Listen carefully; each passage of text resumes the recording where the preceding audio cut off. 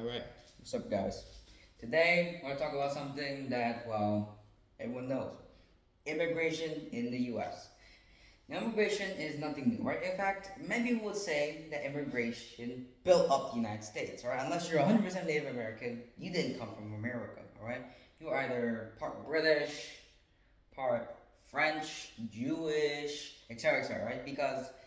And even that, Native Americans had to cross a bridge from Russia, which is Asia. So either way, only the people who lived there for like centuries there, they can consider Americans. All right.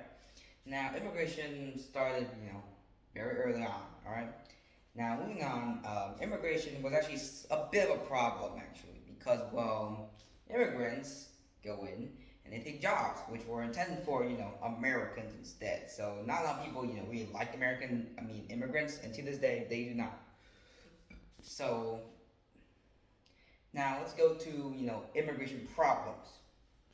The most big problem, illegal immigration. Illegal immigration was when you go through a ports pass a border without a passport, without being deemed a citizen, and illegally breaking their border and immigration laws. So theoretically, you're an illegal immigrant or a border hopper, as they say. All right. So let's say this. All right. If I'm a Vietnamese, I cross into China without anything. I'm an illegal immigrant because I broke laws. I have to have a passport to be a citizen. I have to have got confirmation from the border guards and stuff, right? Because obviously you can't just cross the border. It's not that easy, especially with if it's like a tense, conflicted nation thing. Now, of course, the first instance of that happening in the U.S., or at least a huge, a bigger problem than just slight illegal immigration, for the Bracero program, Bracero Act of World War II. So World War II, all men had to go and fight, because they were fighting a war on two sides. Germany and Italy on the west, Pacific theater, you had Japan and puppet states, all right? So obviously it's a big fight. Now, men leave. Problem is, women get it. But the problem is, women can't take all the jobs, right? I mean, some women are disabled, some don't want to work, some just, already have jobs or something, and they're too busy. So obviously, they let Mexicans in, all right? So Mexicans come in, they do jobs, they get visas, and then what intended is, either if you want to become a citizen, you can become an immigrant, and then you'll get a passport, you'll get an extended visa for your time, and you can become a citizen. But some people who either didn't have a visa or did have a visa but it was expired, usually they stay there legally. So first instance of mass illegal immigration. Because a lot of people are illegal immigrants, and not people like that.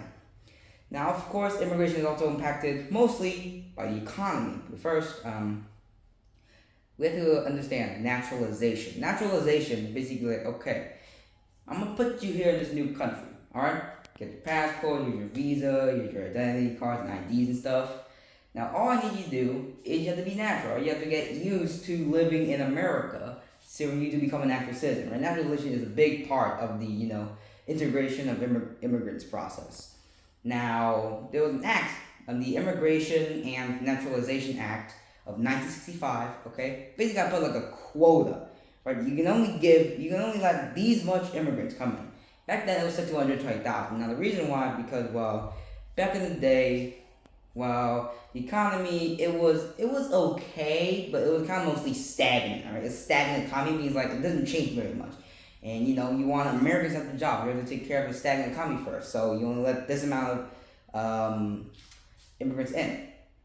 Now, however, immigrant policies actually changed, right? In 1990, also called the Roaring '90s, because it was actually pretty good economy, right? The debts, taxes low, United States debt stagnant, so it was pretty good.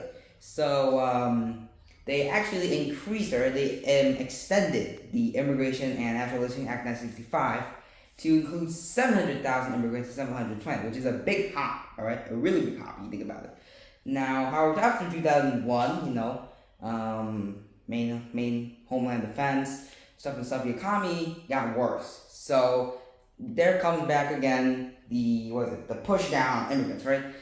Because if you want immigrants somewhere, love the economy, all right? If the economy is good, immigration will be quite easy, especially if you're a legal immigrant. But if it's not very good, well, obviously immigration is gonna be very hard, especially if you're illegal or legal at all, right? It's hard for both sides. Now, the biggest contender of illegal immigration comes from the UMS, United Mexican States, into the US, the United States. Now, the reason why is because they are either too poor, escaping, or etc., right? So, that's illegal immigration. So, it's the first time that the US has actually built a wall around, put a wall on the US-Mexico border to actually, stop illegal immigrants.